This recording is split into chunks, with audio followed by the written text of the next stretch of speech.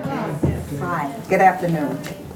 I've known of Mrs. Anita J. Mackey and her work for over 30 years and have had the pleasure of hearing her speak and teach.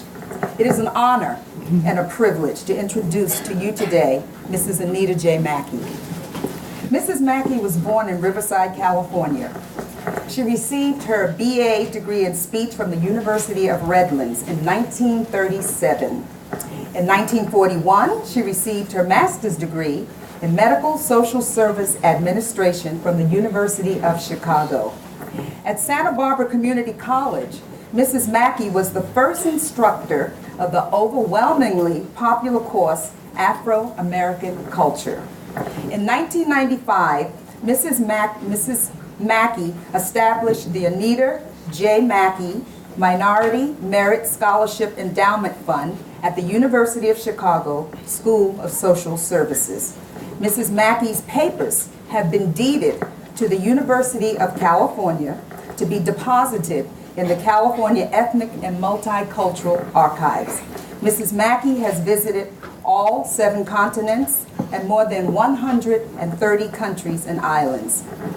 When confronted with the challenges and the hardships of life, instead of giving in to despair and hopelessness, she simply flipped the script and never allowed herself to become a victim. When given lemons, she made tall glasses of lemonade. Throughout her life, she has dedicated herself to serving God and humanity.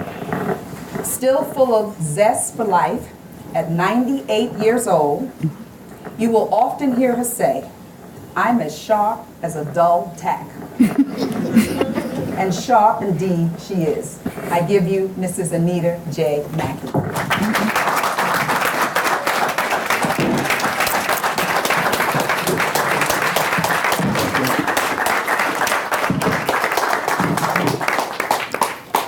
Thank you very much, Dr. Rainey. It's really wonderful to see so many young people. It makes me feel young. And as she said, I am 98 years of age, and don't worry about age, just worry about whether or not your mind still works. I gave this speech several years ago, and I've kept it and revised it from time to time, and it's called Black and Still Coping. I'm going to start off now and give it to you. I'm black and still coping, and certain that I will continue to do so until I leave this earth. Some people just will not let me forget I'm black, especially if I'm needed for just one more figure to make those statistics for affirmative action come out right. The bonus for them is that they get more than one count. I'm black, over 65, and female. I don't want to be counted 3 times for one spot. That's not fair. But who said life was fair in the first place anyhow? Goodness gracious, light skin, big nose, kinky hair. Morini. That's what they call folks like me. How I wished for a pretty nose, straight hair, like my baby sisters. I remember how they would stroke her hair and call it Jesus grass. I felt my hair must have been the devil's grass. One thing I knew for sure, I could change neither my nose nor my hair. So I said to myself, I'll show them that I'll be the cleanest, neatest, smartest little girl that they ever saw. My wise father's philosophy was that one's personal worth was more important than looks. He often said, "Daughter, what you have in your head, no one can take from you." He was right, but he surely was a pusher. No matter what grade I earned in school, he didn't praise me, even if it was an A. Of course, I should have gotten it. And if the grade were lower, I should have done better. He didn't contribute to my getting a big head. What I did learn, look girl, don't expect any praise from your father. You can kill your fool self striving and you'll never reach your standards. So I said to myself, just do your best and be satisfied. If you go through life looking for approbation for others, you will be in a perpetual stew. As the Bagirmi people of West Africa say, a man who is too ambitious can't sleep in peace, and I needed my rest to cope. It was years before I realized that my father's attitude towards scholarship was his way of helping me to cope with situations which he knew would sometimes be discriminatory. If I truly knew my capability, I'd be able to discern between what was truth and what was prejudice. This has served me well, for I have found that I have been able to evaluate myself carefully in given situations and see what I might have contributed to an unpleasant turn of events. I have been able to discern when prejudice has been present and to deal with it on the spot. You will note this when I reveal little vignettes in my life. Children aren't born with prejudices, their elders infect them. How my classmates enjoyed my sunny disposition in grammar school. They wanted me to be in their Girl Scout troop. I said I'd be happy to be one of them. So after a talk with my father, he proudly purchased a Girl Scout outing for me. I might say on this side, you'll hear me talk about my father. My mother died in childbirth when I was 10 years of age. I attended the group meeting which was held after school. I was singled out by the leader and asked to come to the Scout office on Saturday morning. I was thrilled to be invited. I was so excited I could hardly wait until Saturday. I reported and in short order was told to go find other little colored girls for my age to form a Scout troop. This would be best and I would be happier. I have never been able to understand why some people are always telling other people what would be best for them or make them happier without first consulting those for whom they are making such decisions. Yes, I thought that way as a child, and I still think the same today. I didn't go looking for other little colored girls. I knew that leader was rejecting me because I was not white, and I did not want any part of her organization. Now, don't get me wrong. I always buy Girl Scout cookies today. They taste good. One mustn't forget, we can learn something from everybody. And as the Senegalese of West Africa say, an intelligent enemy is better than a stupid friend. I've also learned no matter how much book learning an individual has, he needs wisdom to know how to use it. All wisdom comes from God, and I'm ever thankful for my early religious upbringing, for it has guided me in keeping things in their proper perspective. My high school days were uneventful, except for upsetting the English department by daring to register for the drama class. While casting for plays, the instructor stated it would be difficult to find good ones with a maid's part. Well, my girlfriend and I knew that with training, we could compete with others in the class for any part. We just refused to accept that being black should eliminate us. This was a public school. Our folks were paying taxes. It was the instructor's problem and not ours. He soon saw that it was. He did find an excellent mystery play. I can't recall the title now. It included a maid's part, but the character was sharp. And in the end, it was she who solved the case. My girlfriend, a natural-born actress, got the part, was the talk of the entire school after the performance. Of course, I was her biggest supporter. No problem after that regarding blacks taking dramatics. You see, you win some and you lose some. That's life. We were stereotyped as good for maids' parts only, but we girls weren't going to accept any demeaning role. I think now the classical statement of the black authoress and poetess Maya Angelou. Learn to survive, then thrive with passion, compassion, humor, and style. That's a terrific recipe for living. We had compassion for the instructor, but we weren't about him left off the hook, and all the time we had the needle in him, we were just chuckling. College days, great fun, especially on geology trips. The brightest young man in the college and in the geology class was my partner. Of course, the other girls were jealous. No problem. I knew I wasn't going to marry him.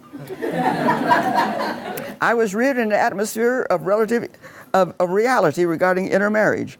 I was told marriage has enough adjustments to be made without adding the extra dimension of a mixed marriage, especially in these United States where the myths regarding the sexual proclivity of black males have not been resolved. Because of this, tremendous feelings of inadequacy, which turn into anger and hostility, tend to be aroused when some white males see black males with white women. How times do change. Now it is we, black women, who are becoming angry when we see their males with the white women. Why?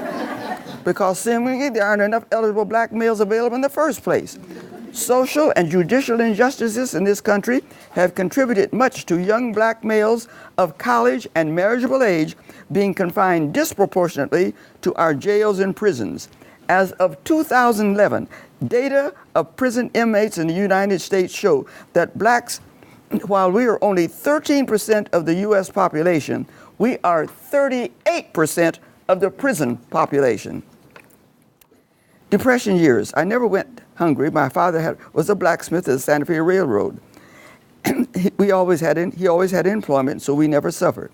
I decided to work after completing Riverside City College before continuing my education. I heard of a wealthy family wanting a maid. I applied and was promptly hired. The lady of the house was almost beside herself that she was getting a colored girl who had just received her AA degree from Riverside City College. She told me she was so proud of my accomplishment that she was going to buy me a gift.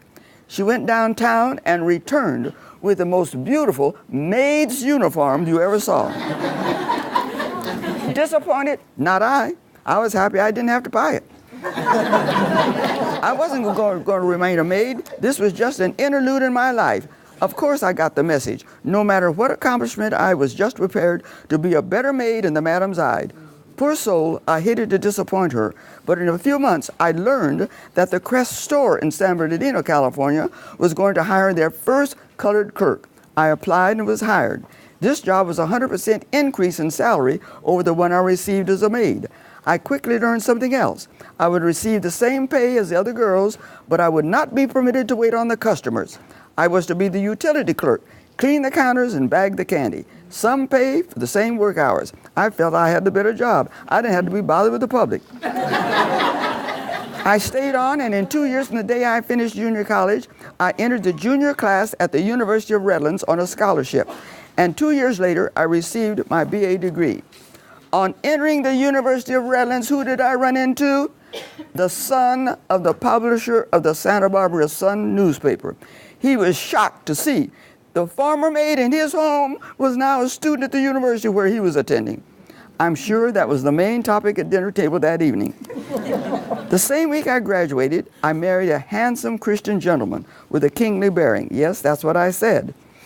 My choice was as perfect as one can get, uniting my ignorance with God's wisdom. Did you ever stop to think that often the most crucial decisions in our lives can come at a time when we are the least prepared to make them? That's why I've always maintained you can't beat a partnership with God. In passing, I wish to state that my late husband was a graduate of Tuskegee Institute, now Tuskegee University at Alabama, founded by Booker T. Washington over 100 years ago.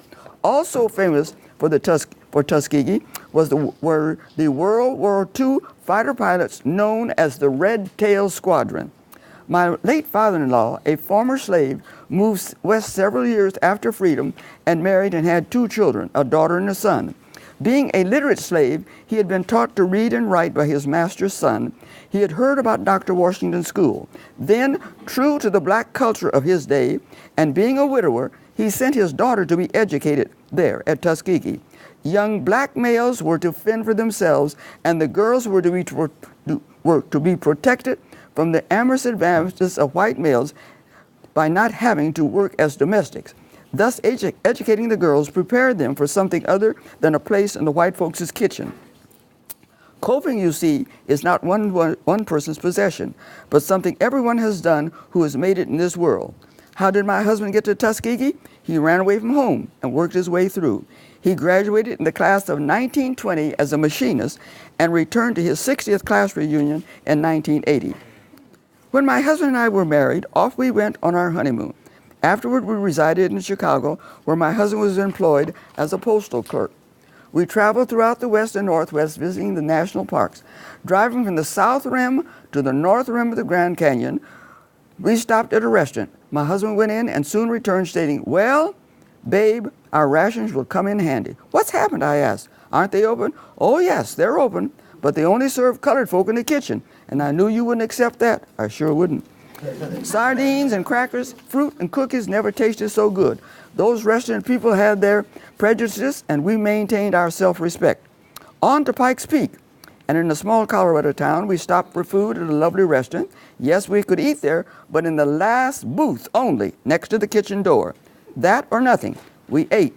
Years later, when Spyro Agnew became vice president, I wondered why I didn't like him. Finally, it dawned on me. He's a Greek. It was a Greek who owned that restaurant in Colorado, and who told you in no uncertain terms to sit in that back booth or no food at all. I was prejudiced against the vice president who hadn't done a thing to me.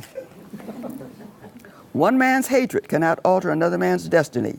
Prejudice can destroy us. I'm alert to weeding out all possible vestiges of prejudice in my life. The days were too long after we got married, and I needed more to do since God had not blessed us with children. It was ever a source of concern to my husband that he had no life insurance to protect me. He had looked into it, but the premiums for any type of worthwhile protection were out of the question on his salary. The cost was different for blacks at that time. Incidentally, I just received a refund of over $3,000 from MetLife for their discrimination when I was a child. The cost was different for blacks at that time because of our mortality rate. Even today, many people do not realize that the average lifespan of the black male as late as the 80s was less than 65 years. Thus, many blacks in America died before they collected Social Security. So we're not bankrupting the system. We decided against strapping ourselves for insurance and opted for my returning to the university and getting a master's degree in social work. I was blessed to be attending a school, the University of Chicago, with such excellent medical facilities. I told the examining doctor of my difficulty in writing and the weakness in my right arm. She was a very astute physician, and she had me step back under the fluoroscopic machine. Sure enough, what she thought was in evidence: bilateral cervical ribs, too much pressure on my arm muscles. Surgery could relieve them. I consented, entered the hospital, and was placed in a beautiful private room. And when able, I continued my study with no interference. Days of my discharge came, and I went to the cashier window to settle my bill. I might add that in coping, it helps to be able to read upside down. I noted an extra charge and inquired what it was. "Oh," said the clerk, "you were in a private room." I answered that I had carefully read the student bulletin. As a student, I was to be placed in a 4-bed ward. I didn't ask to be placed in a private room, and I didn't intend for someone else's prejudice, so just take it off my bill. The clerk looked astonished to hear such direct talk from a student, and a black one at that. She turned to consult the supervisor, who peered around her to see what this aggressive student looked like, and the clerk returned and said with a mechanical smile, "All right, you don't have to pay it." Did I ever feel good inside? And I received an extra kiss from my husband that evening. I worked at a hospital as a medical social worker for 3 years during World War II. Soon the call came from Red Cross for trained black personnel.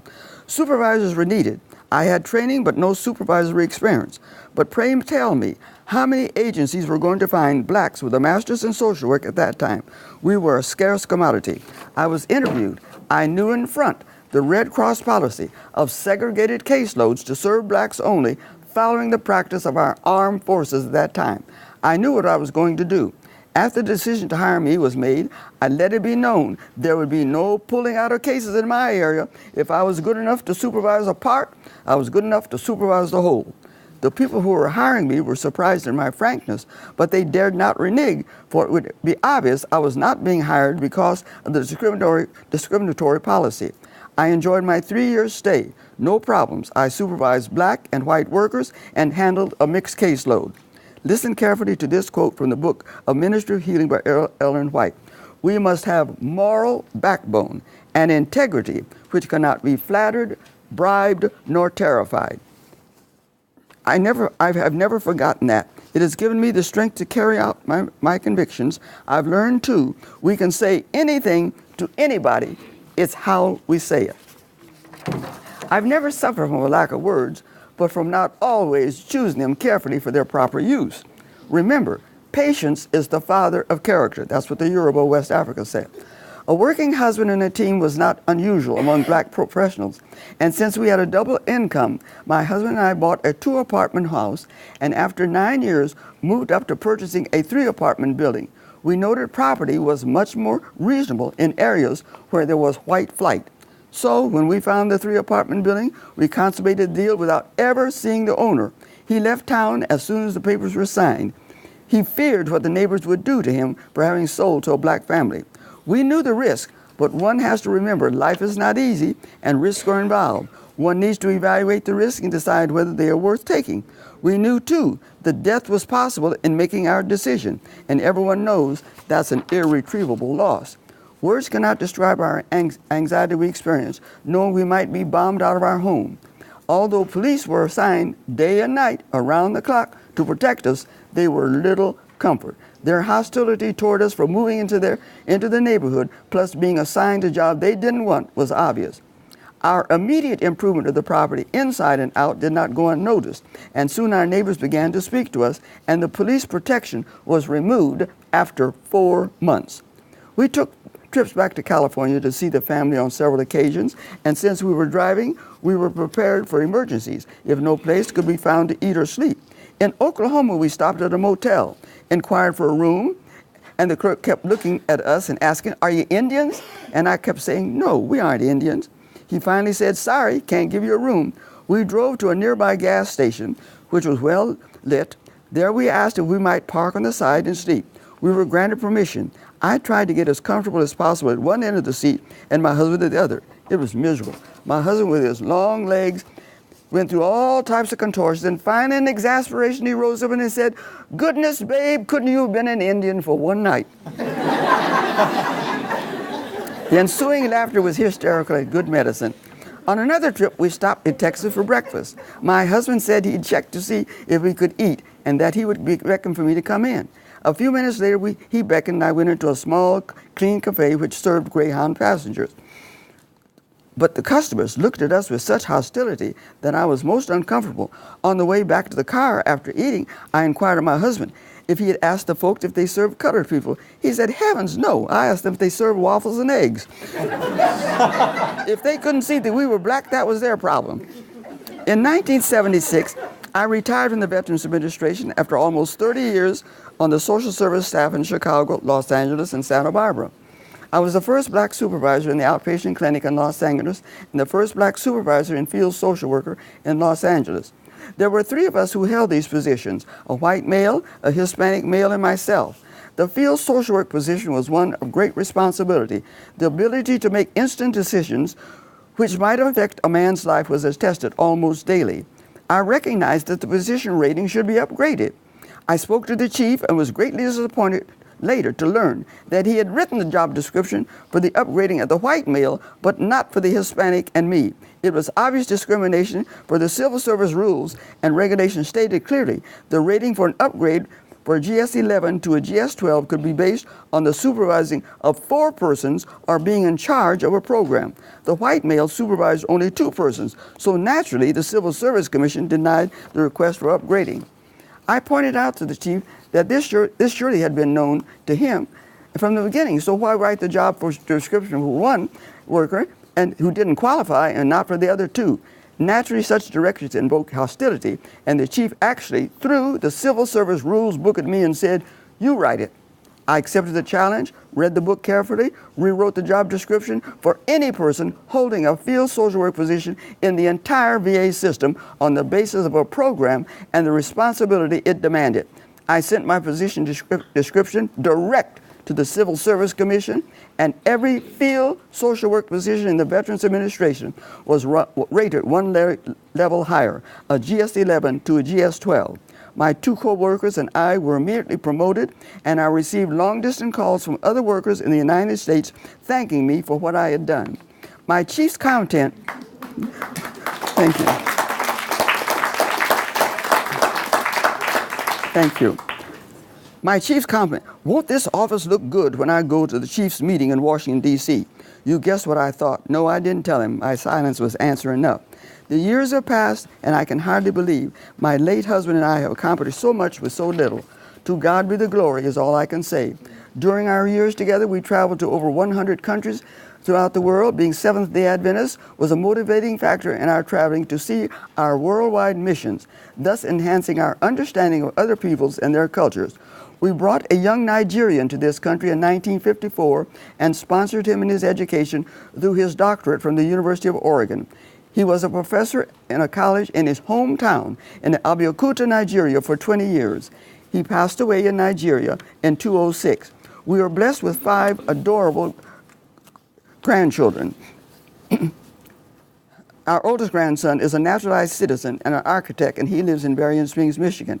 Yes, I've coped and am still coping, and without bitterness. It's like sanctification, the work of a lifetime. That life thus far has been a wonderful journey with many stops and meeting many people whose lives have affected mine, and I hope I've affected theirs. May each of you reflect today on what I've shared with you and try to be a catalyst in making life a little easier and richer for those for whom you come in contact. Remember, those with a greater opportunity, they have the greater responsibility.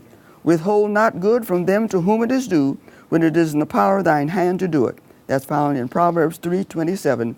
And in closing, may I quote from Isaiah 26:3. Thou wilt keep him in perfect peace, whose mind is stayed on thee, because he trusteth in thee. Thank you.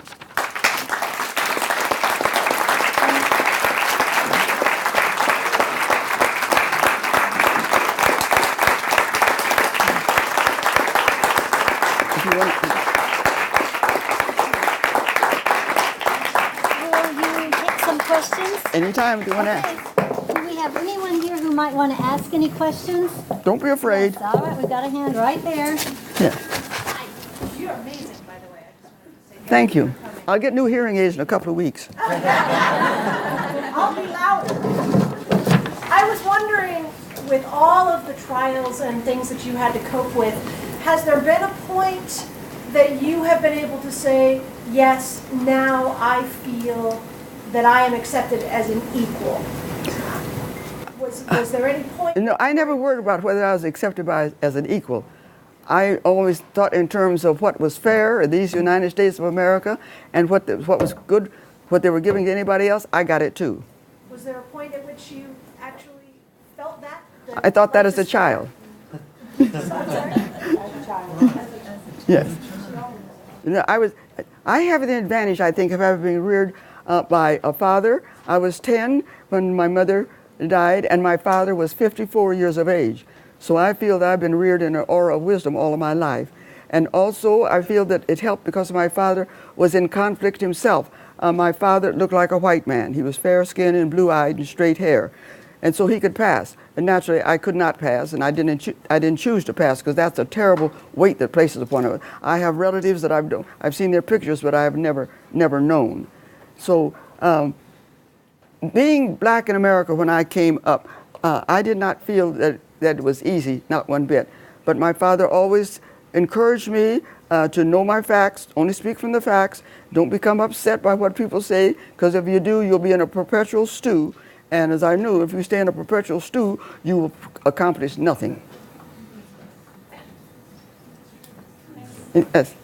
I feel so naive saying this, and I'm just so moved by just your experiences in your entire life.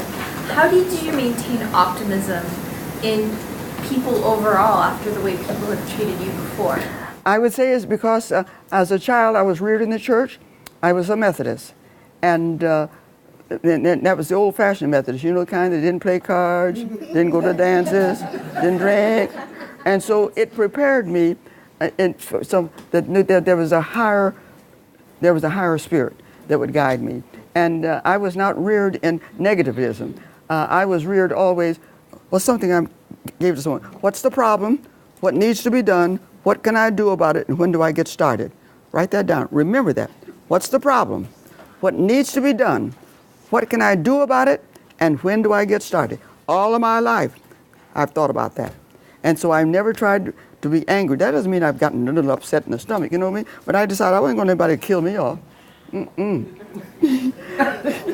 Yeah, I am a strong woman, but I also married a strong man.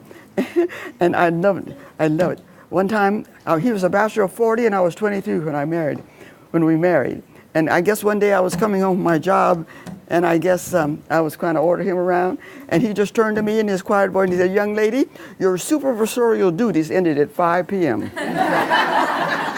Remember that, fellas. I never forgot that, because I admired him. But I was just getting, I guess I was trying to order him around, and he just let me know, when you left work at 5 o'clock, you don't bring that home. And we did. We had a wonderful time. Traveled all over the world. And my grandson, as the oldest grandson, I told you, is an architect, doing extremely well in these times in Berrien Springs, Michigan. He graduated from Andrews University. And my other grandchildren, the oldest granddaughter is married to an African doctor, lives in Manchester, England. And my youngest grandson, I hope he'll get over this year, he's graduating this year as an industrial engineer in Nigeria. So I feel good not having any children. I have 5 grandchildren, and all of them have done extremely well. Any other questions? Yes. Yeah, one over to your left. Yeah. Oh. Hi, thank you for coming. I want to find out, with all that you've seen and all that you've done, what have you seen in generations after yours that disappoint you with the younger generation? What have I'm What sorry. have you seen that disappoints you in the younger generation? What disappoints me is that we are still fighting and have to have laws where all people will be treated equally. I'm not talking just in terms of black people. I'm tremendously concerned now about the problem of immigration. I really am. The trouble is that we have a tendency to let things go on and on and on without taking care of them when they should be. And if anybody would ask me what I think about immigration, I think it's going to be a problem that they're going to have to sit down and realize that everyone who comes to America to do what? To try to improve himself. Why did our folks first come to America? The Puritans. He came from persecution. So I definitely see that there's going to be some amnesty. But when they're going to do it, I don't know. But there's going to have to be some amnesty. There's going to have to be a cutoff date. Some are going to suffer. And I hope that we will take care of the problem so it won't grow and grow and grow and divide the country. But there's still a lot of prejudice in this country. I'm telling you, I know it. And the thing of being an African American woman has been easier for me because there's been less likelihood that I would be taken out and strung up to a tree and lynched. On the other hand, do you have that there? I spoke in Idaho in the 80s. You can't see it if you want to come see it. It was a little pamphlet that was passed out. And this is what it says. It was distributed at the North Idaho College Forum where I spoke in 1983. And this is the official running target. This was passed out. And on the back, it would tell you how much you would get for whatever part of the body that you shot.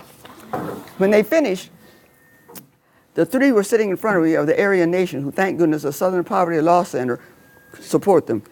Had wiped out.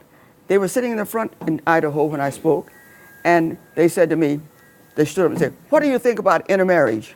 My husband was alive at that time. He says, "I wonder what my baby's going to say, but I'm not worried." I walked all the way around, and I came in and stood right in front of them. I said, "Gentlemen, you are a little late. You know good and well my people weren't my color when they got off the boat."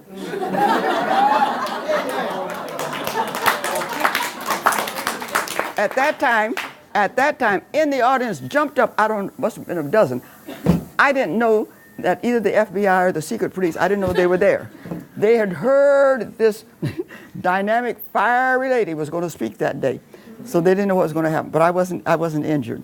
But the Aryan Nation brothers were right there to ask me what I thought about intermarriage. Dumb question. Any other? Yes. I grew up in southern Georgia for about 9 years, and I know that you... Can you speak a little bit louder? I'll have my new hearing aids in 2 weeks. I grew up in southern Georgia for most of my childhood, and being on the opposite side of the coin, from your perspective, I remember having white walkouts when I was in high school in the 90s, but since moving to California 10 years ago, I realized that the perspective here is a lot different than in the South, and I wonder if you see that as you travel. Traveling now? As you travel, the perspective. Oh yes. Of it from the South. Yes. I traveled through Scottsboro a couple of years ago. I trembled. Remember, any of you who are old enough to remember about the Scottsboro trial and the blacks in there. And we were warned 2 years ago. Don't be traveling in the back country in the South at night. It still obtains today. Am I going to test it? No, that's bingo.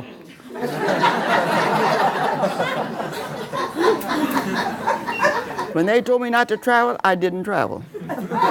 Because I would be testing it and I wouldn't be able to be alive to tell you about it.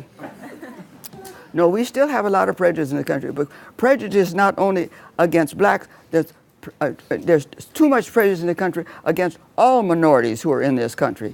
And we got to remember this. Yes? If you had any advice for our president on how to handle the current divisive situation in the country, what would you advise? I would tell him to keep on doing what he's doing, keeping his mouth shut and working behind the scenes.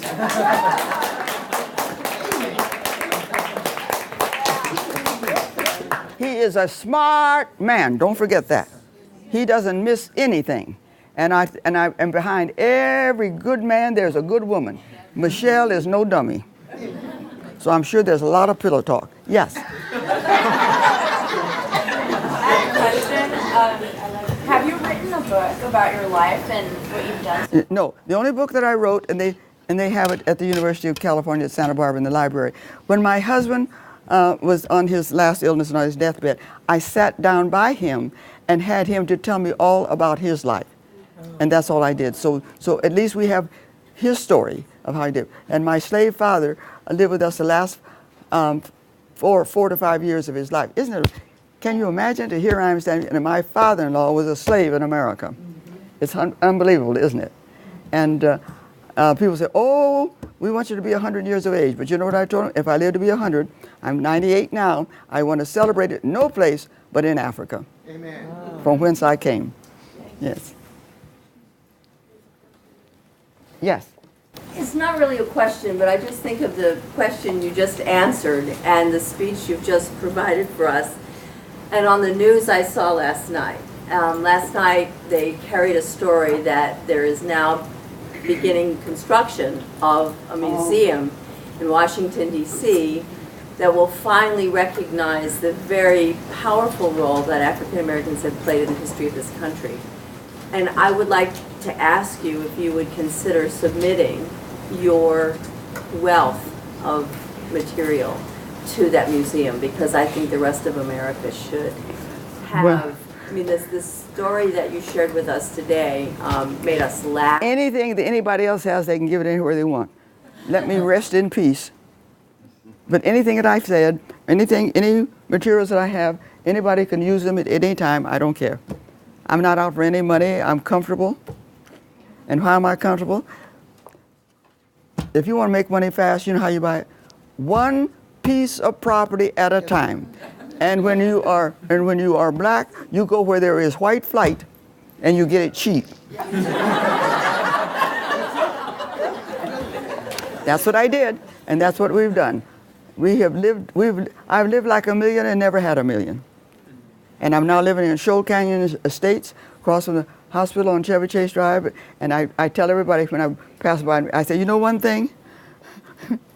Anybody living here is not rich, but they sure are good managers. And that's what I don't have to worry. And when I bought my condo in Santa Barbara in 1994 for $149, I sold it in 2004 and came out with over $400,000. And then what I do, I went back east and bought a condo in Michigan. And in these bad times, when I bought the condo in Michigan, it just sold, because I made a charitable gift, it just sold for $3,000 more than what I paid for it in these times, and it was $250,000. So, no, my husband never made $5,000 in his life in the post office. What were they getting? About $180 a month. And the highest I ever made was $220. And then I went to the government. I'm drawing more in retirement than I ever made in my life. Property. Because I pulled out of my condo and then made the rest of it a charitable gift. And so the Seventh-day Adventist Trust Department sends me a check every month. I don't mind telling you, I think you ought to know. You know what? My income is $75,000 a year. Isn't that remarkable? Yes. A social worker. I'm just telling you, buying property and then taking the property and making it a charitable gift, and that along with my retirement. That's what it gives me every year. I'm not saying that to brag. God has been good. Yes. Don't waste your time not liking people. Yes. Spend all your time looking at yourself. And you'll see some things that you don't like.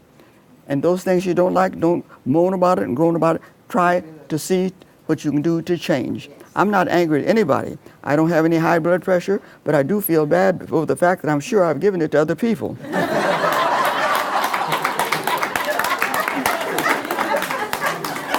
A sense of humor will take you any place. You know what I mean?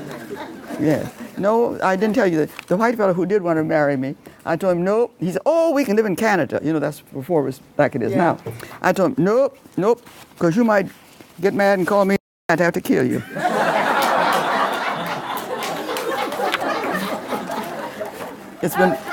It's been wonderful being with you. And One more question. yeah, oh yes. Out of your 98 years of life, what's your fondest memory? My fondest memory of the most wonderful husband I ever had. To think that he was the son of a slave and worked. And he lived his life without bitterness, but he internalized. And he had ulcers and he had diabetes. But we traveled all around the world with his being a diabetic because I had my security bag with me. I had the insulin, the needles, the cotton, fruit, and crackers and cheese. We traveled all over the world, and he was never, ever in any difficulty. So my greatest gift that God has given me on earth is a wonderful, wonderful husband. And he, and I'd say to my own people, and I said, he bees black. Yes. Well, those are my grandparents. I never knew them, but you know good and well, you don't come out of slavery looking like that if you've been in the field. They were kin to their masters.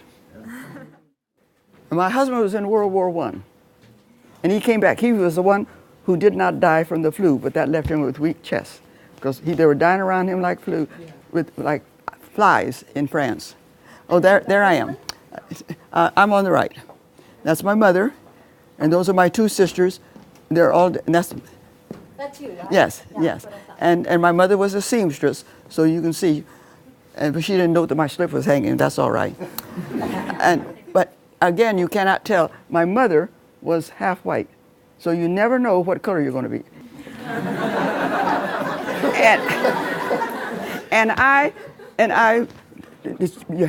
As you get older, if you're black, if you're mixed, your hair gets straighter. But my hair was very kinky, and it was reddish brown, and that's why they call me Marini. And we black folks, we know what Marini means. That's an ugly yellow with kinky hair. Yes. All right, let's do the next one. So then we did that about the Harlem Renaissance. I remember the stock market. When you got your master's in 1939, so you got it right in the Depression. Yes. And the one who gave me my diploma, some of you are too young to remember, was the boy wonder, Robert Maynard Hutchins, who was the president of the University of Chicago, and I think he became president when he's less than 30 years of age. And he was the one who was the president of the university and handed me my diploma at that time. And my father was there to see me graduate from the University of Chicago. He was very happy. Oh, yes. My father sued the city of Riverside. And I'll go get that right now. I want you to know that. Sued the city of Riverside, California in 1921 because they would not let us go in the swimming pool unless we went in on Mondays when they changed the water. And then the blacks became angry at him because the whites threatened them that they would take their jobs from them if they didn't line up. I'm still a life member of the NAACP. And they had 2 swimming pools in Riverside, California. On the east side, they have just removed the swimming pool, but Lincoln Park is still there. I don't know how to swim because I never went into that segregated swimming pool. I was not going to do anything to cast any doubt on my father that I was behind him. Okay, the next one. Is There is my handsome husband. You'd pay attention to him too, wouldn't you? Yes. The son of a slave. Oh, this is very interesting. That is Her Majesty the Queen of England. That is I shaking her hand. That's 1983, Santa Barbara, California. Prejudice is all over. Do you know when they wrote it up in the paper? There were 7 of us who were introduced. I was not mentioned. But Dr. Lloyd Stahl, my nephew, was there, and he took the picture. So I know that I was there because the picture shows it. Oh, that's my father. He's the last child of slave parents, and he was a blacksmith. And he taught my oldest brother to be a blacksmith, and my brother ended up being the head blacksmith at the San Bernardino division of the Santa Fe Railroad. So I don't come from a family of college people. I'm the first college graduate in my family. And I did it to survive. And I didn't do it to survive so much in terms of my thinking that I was black. I did it to survive because of the discrimination among my own family members because I couldn't pass. Everybody hear that? Do you ever hear that? So when I say pass, I couldn't pass for white and they could. So that's when I made up my mind. Maybe they won't look like them, but I can be smarter than they are. It's been a pleasure. Thank you. Thank you. Thank you. Thank you.